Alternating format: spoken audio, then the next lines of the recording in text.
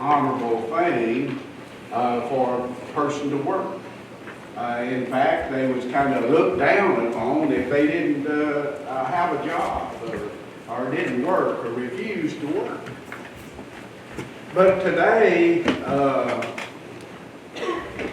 seems like the attitude of people has changed completely to they think it's more honorable not to work. It's more honorable for someone else to provide for their living, and if they can, that they will live off of the government. And so they refuse to work. Now we find that a man by the name of Samuel Gompers, he lived in 1850 to 1924, that he worked several years to make sure that Labor Day became a federal holiday. And eventually, in 1887, Oregon was the first state that recognized Labor Day as a legal holiday, and it was set up on the first Monday in September. Today, all states recognize Labor Day as being a legal holiday. But, you know, the people that believe that it's okay to ride these government programs in order to provide for themselves, they don't realize that it takes a working person to pay taxes to the government in order for them to receive a benefit from these different programs. And so I want to see what does the Bible say about working today. Now keep in mind, I'm not talking about when I'm saying a person refuses to work, I'm not talking about one that is unable to work. I'm not talking about one that has worked most of his life, retired, and is now reaping the benefits of retirement. But I'm talking about ones that is able to work, but yet refuse to work. And one of the things we might first of all ask ourselves, well, why do we work anyway? First of all, we need to realize that before Adam and Eve sinned, that they worked.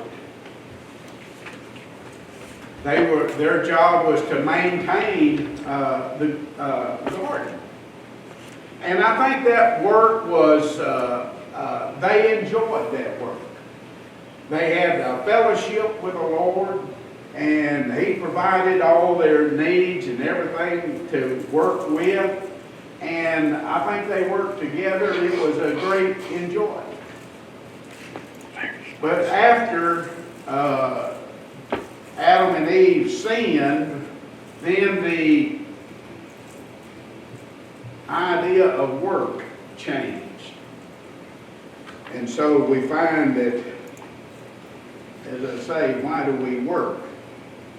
One of the reasons, and I think the main reason, is that we should be willing to work in order to try to repay in some way, repay Jesus for what He did for us on the cross. And the only way that we can repay that debt is to work to try to spread God's Word to the world, to others that are in need. Now, in Genesis chapter 3 and in verse 19, he says, this is God telling Adam, this is the consequences of sin, and you are now, by the sweat of thy face, shall thou eat bread.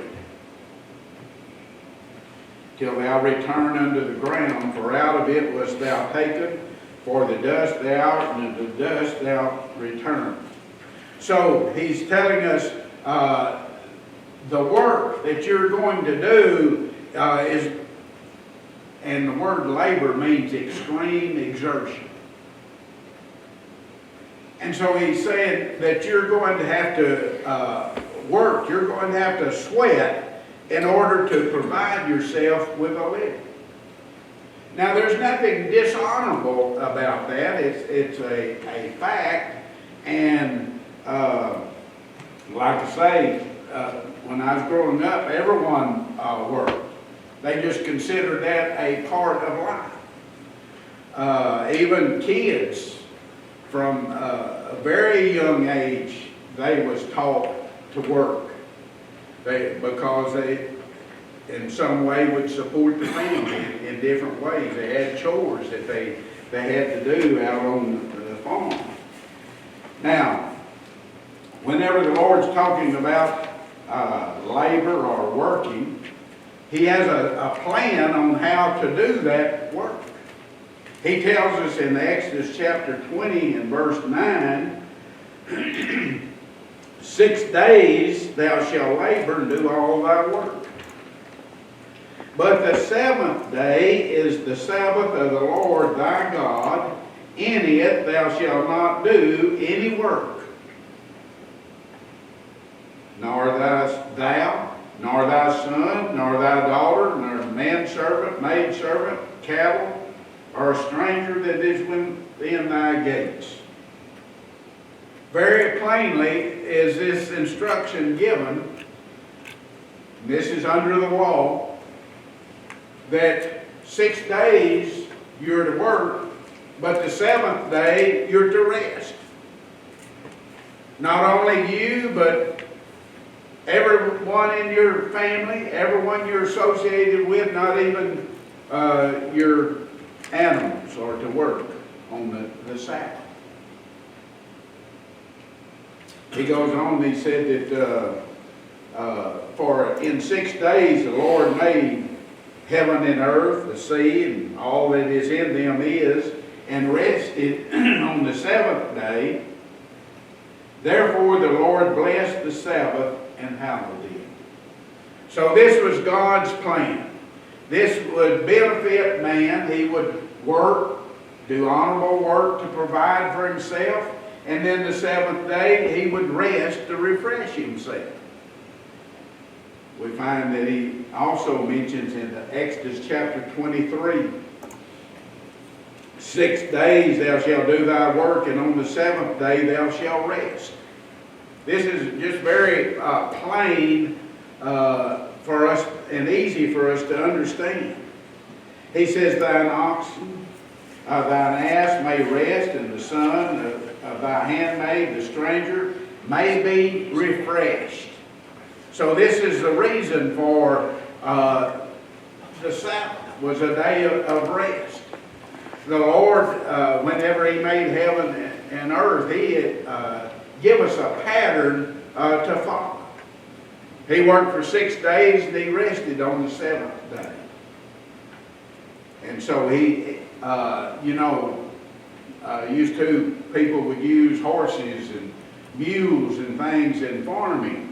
Well, it was, and in log woods or wherever they might use them, but it was always a beneficial day to that animal to let him rest one day a week. And so, as long as we follow that design or God's plan, everything works good. But we keep trying to bypass God's plan and cheat on God's plan, so to speak. We find that in Exodus 34 and 21, 6 days thou shalt work, but the seventh day thou shalt rest. In earing time and in harvest thou shalt rest. In other words, what he's saying here in the planting season and in the harvest season is very busy times. But he says it doesn't matter. You're still to observe that day of rest.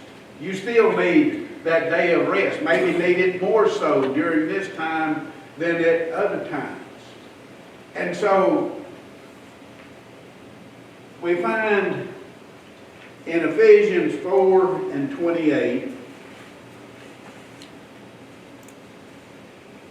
and this kind of goes along with the question I asked earlier, why do we work?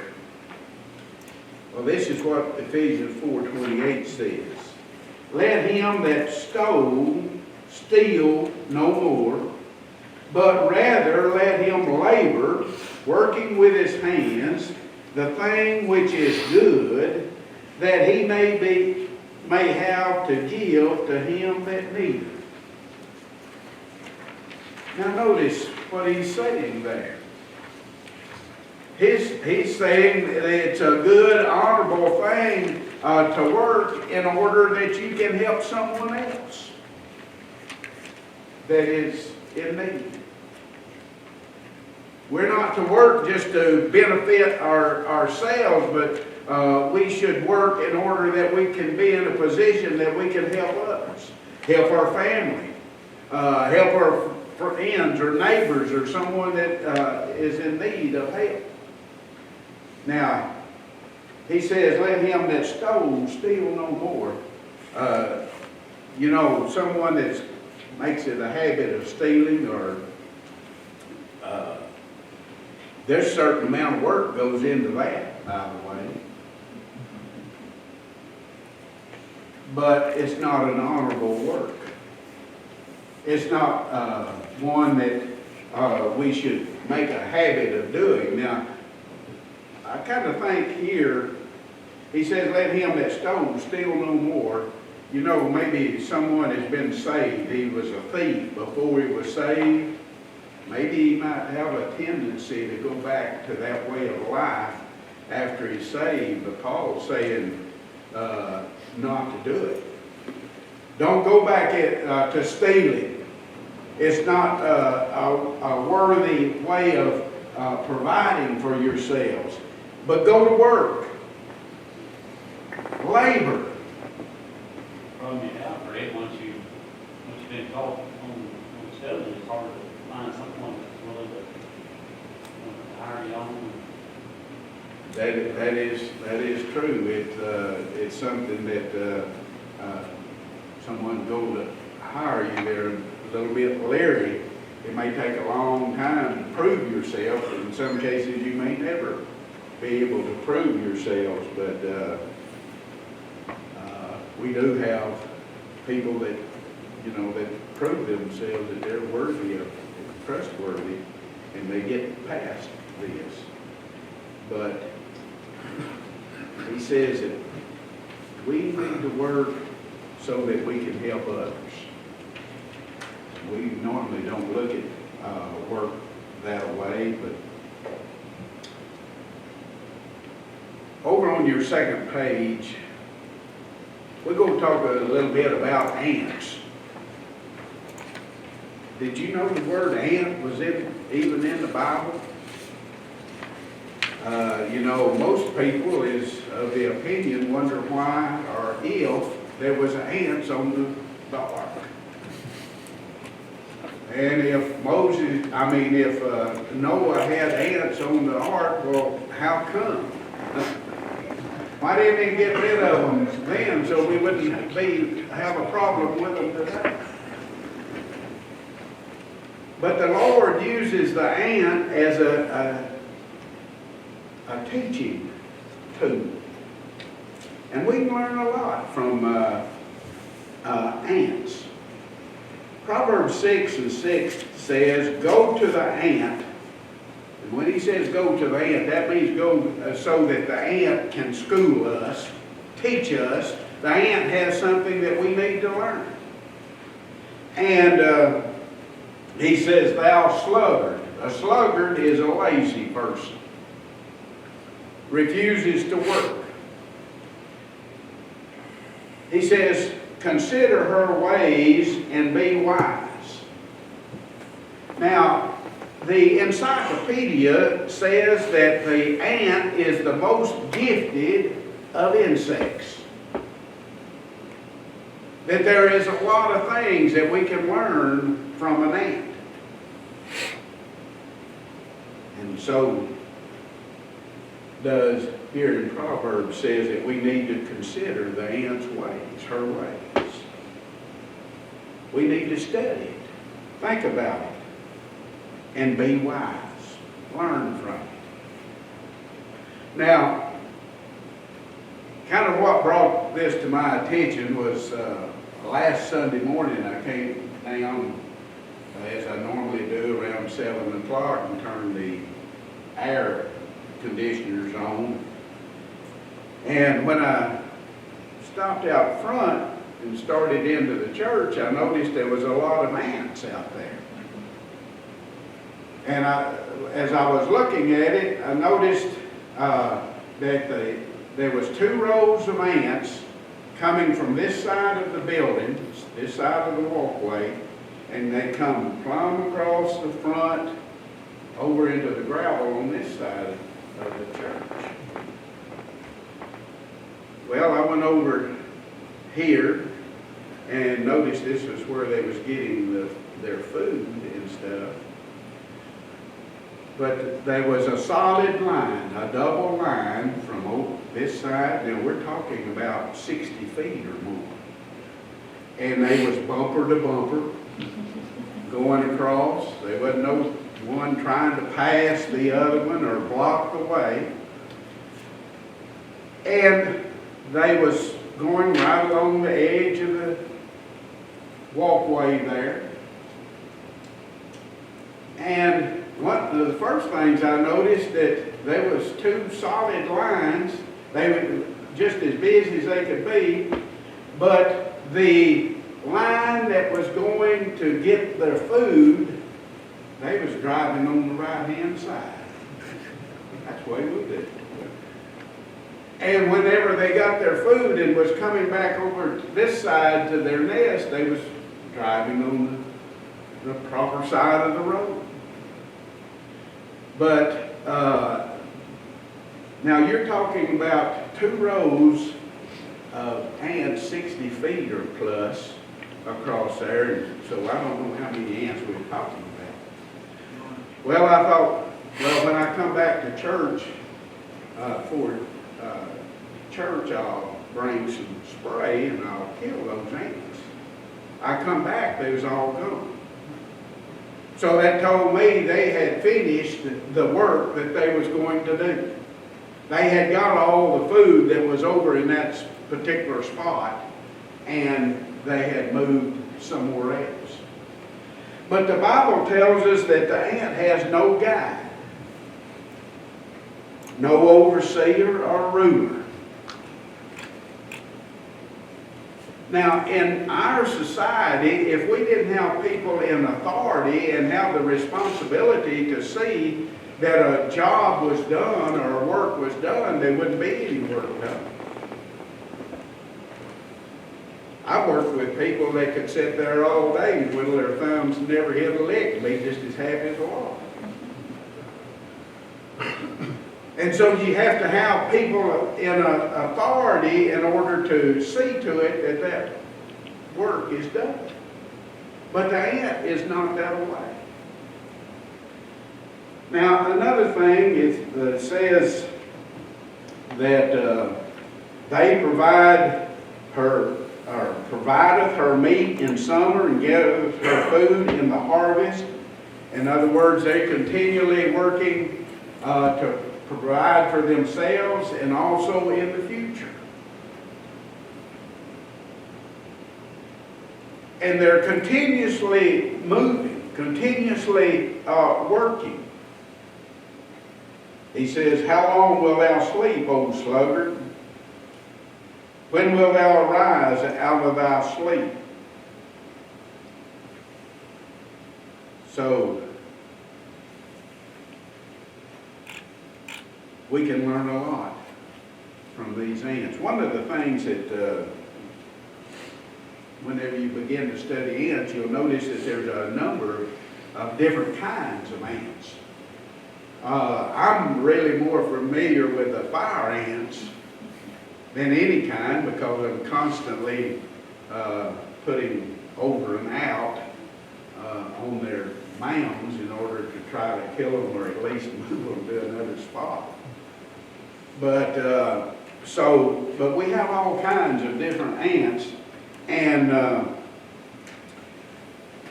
one of the first things you'll notice about a fire ant is that whenever you step on that mound, or maybe you just take a stick and just barely touch that mound, it won't be but just seconds until there'll be ants everywhere. They're guards. That's the reason that they appear so quickly, is because that's their job of being a guard or a protector of that particular mound or their home. And they defend themselves by stinging you. And they will cover you up and sting you for everything that they have, because they're serious about protecting their home. Now, they work together in harmony to provide for the food. They are not necessarily interested in themselves, but they're interested for the whole nest, the whole house of the ants. They work in harmony. You've probably gone out and you kicked an ant mound and scattered it everywhere, and you think, well, they may disappear. You just watch it. It won't be but just hours till they're rebuilding. And they're redoing that mound and working for everything they have to get it back in the shape that they want it. And so that's the way that we should be too. That when trials and disappointments come our way and tear down our house, we need to go about rebuilding. I've always thought a lot about Junior McQueen, New York, Zeller Cox, hard-working lady. And she was telling me at one time that they said that they was down in along Saline River bottom. They had planted their corn crop and everything. It was looking good. And there was a flood come through. Washed all the corn and everything down and out of the field and destroyed their crop.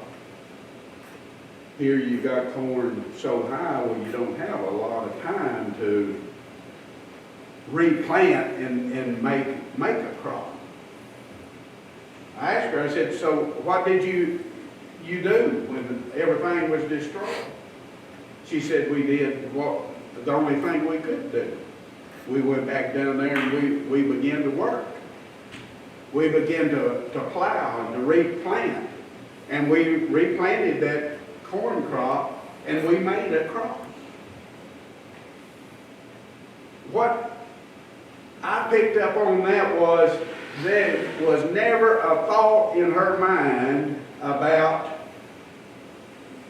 well, since my crop's been destroyed, I need to file with the government to see if the government will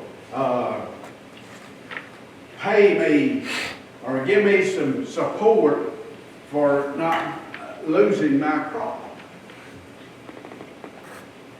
But that's a different way that people look at it today than they did in those days.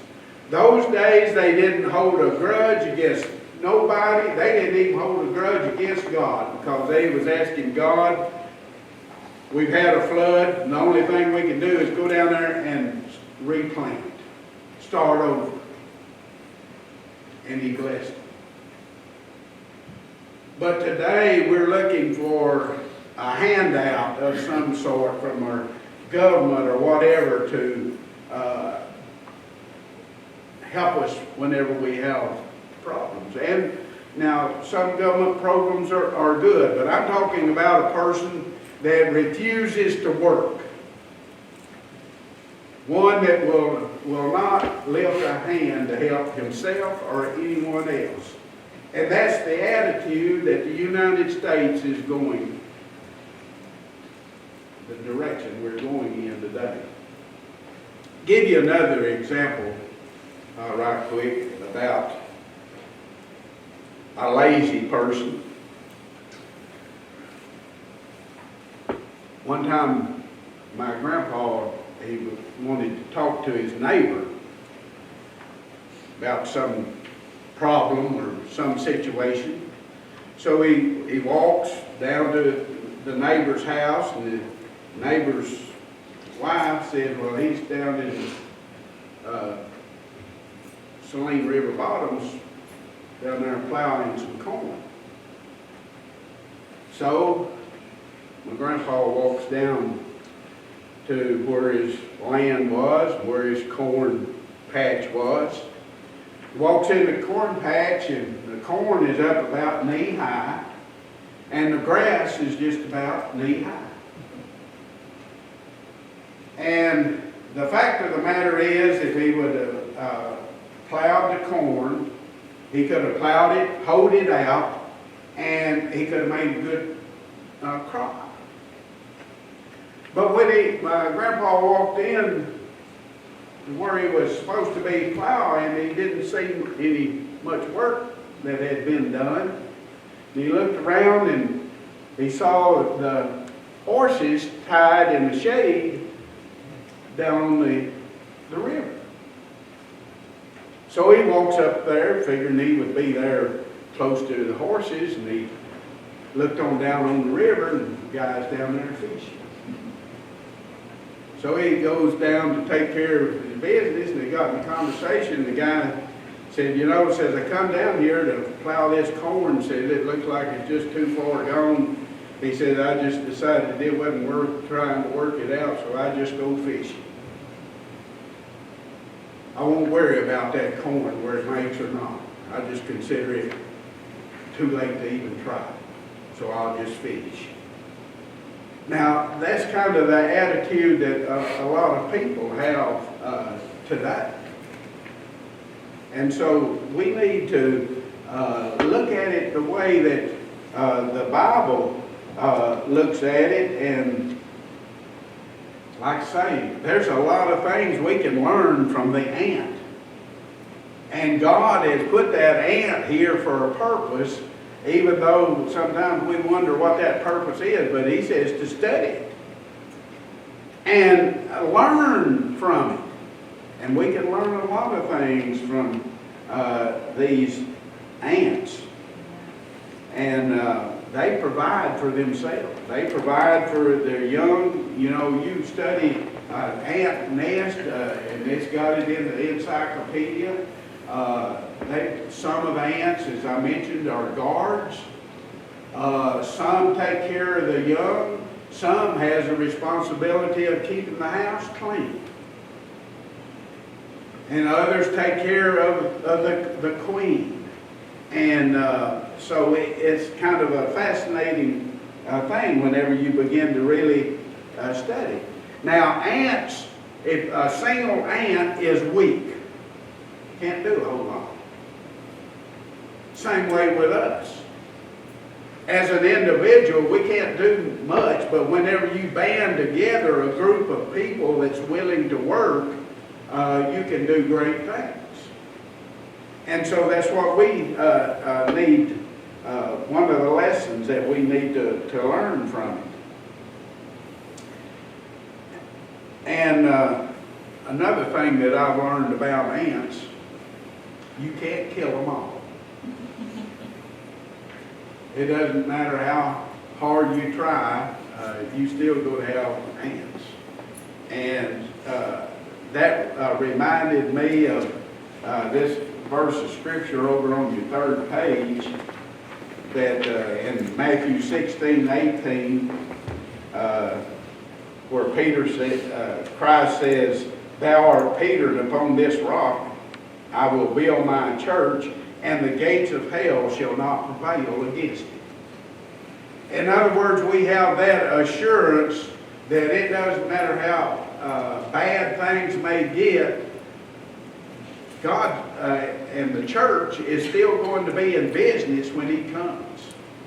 And so that should be a comfort to us. Now, little information on a sluggard. Now, I mentioned a sluggard was a lazy person. Proverbs 20:4 tells us that the sluggard will not plow by reason of the cold. Therefore shall he beg and harvest and have nothing.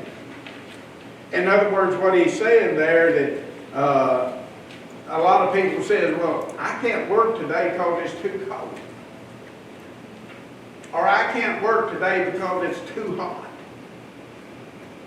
I can't work today because it's raining. In other words, any kind of little excuse will keep them from working.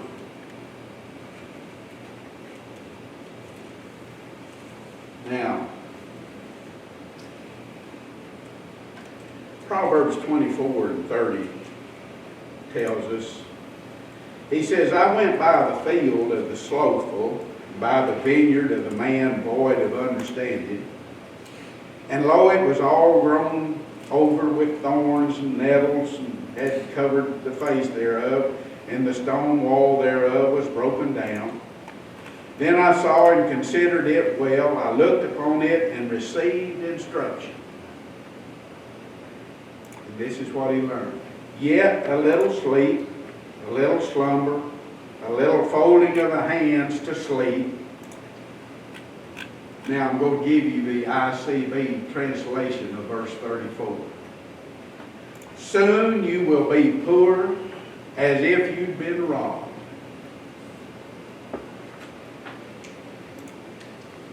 Soon you will be poor because you refuse to work. You refuse to do what you can do.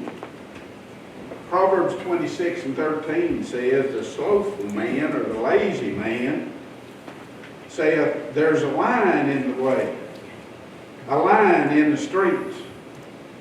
What he means by that, he's saying, I can't go out there in the street, there's a lion out there. I've got to stay in where I'll be safe. But he makes no effort to run the lion off.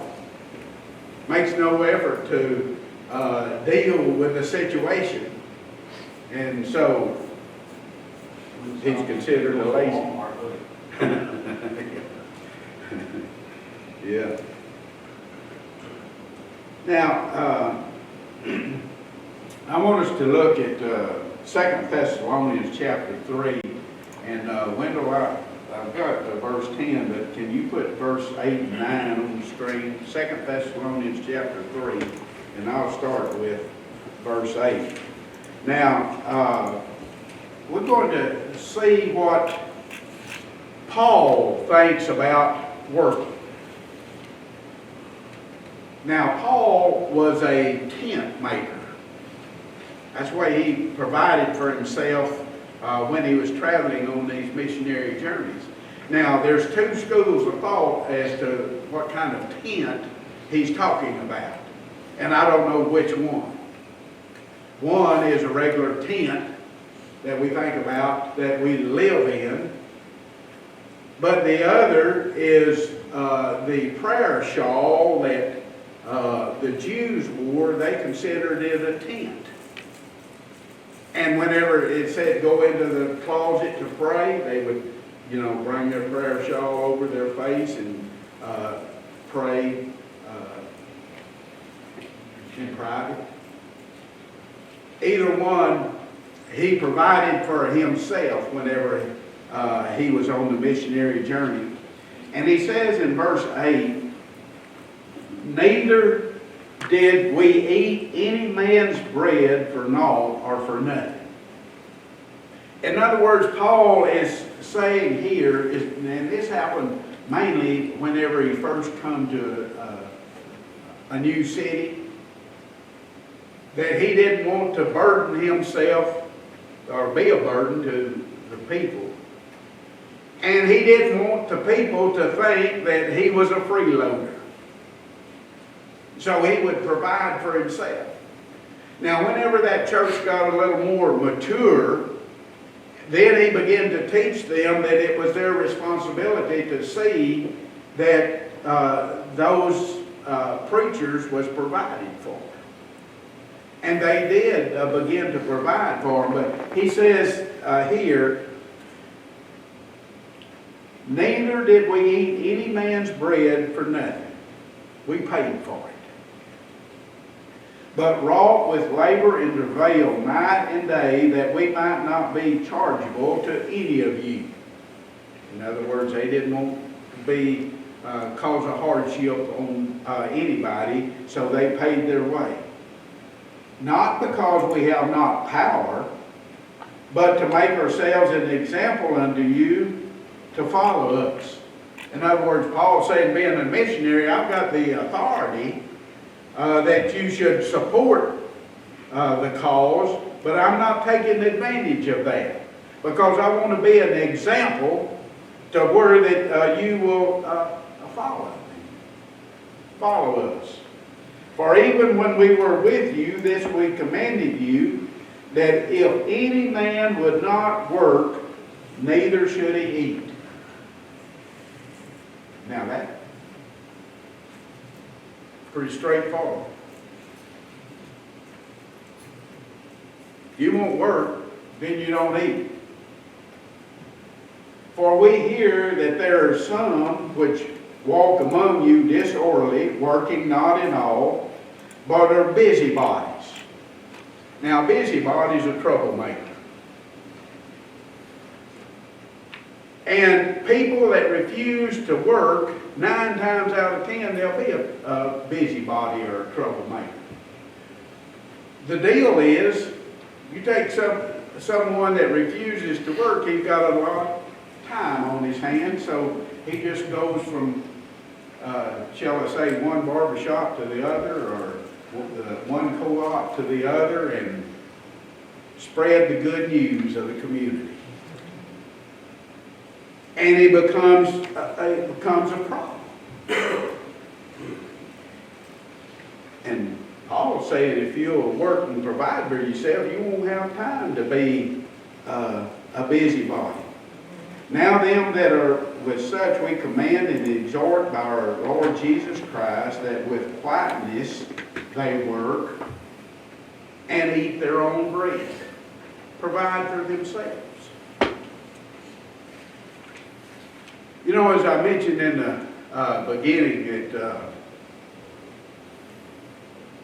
work should be an honorable thing. You know, whenever you work, you accomplish something, and then you're proud of what you accomplish.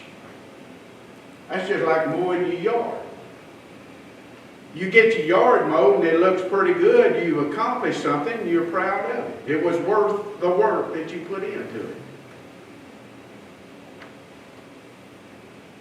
And that's the way working for the Lord should be. You know, the Lord saved me by dying on the cross and paying my sin debt that I couldn't pay. And there's no way I can pay him back.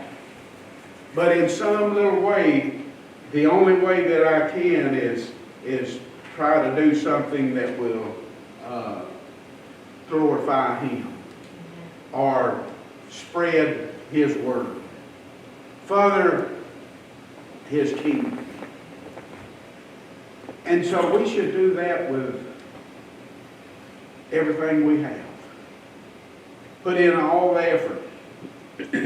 And consider it a privilege that we're able to do something for the Lord. Now, I'm reminded of A lot of you remember Jimmy Hooker. Now, he was a man that he pretty well told it like he seen it, whether hit or missed. And he was telling me one time about that wherever he was going to church at the time, that they'd set a work day. And so work day come, and only him and one other man showed up for the work day. Well, he said the other man said he was just as mad, this wrong. Said, we set this day up, and I took time off and this and that, and nobody showed up. A bunch of lazy people, you know, he was downing them. And Jimmy said, let me tell you, says if with that attitude, you might as well go home. He says, because you're not going to be blessed. If you're thinking that you're doing something that will to help the Lord, with that attitude, you're not going to help the Lord, so you might as well go home. He says, we come to work to do a job. The job's here. We can do that work, and we can enjoy doing that work, and we can do what we can. And let everybody else deal with whatever happened, reason that they couldn't come. And so that's what we need to do. We need to be focused on serving the Lord, doing what we can do for the Lord, regardless of what someone else is doing or is not doing. Because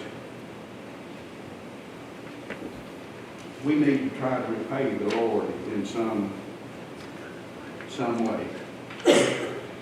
Now, I'm going to skip over because my time's just about gone, but skip over to your page 4.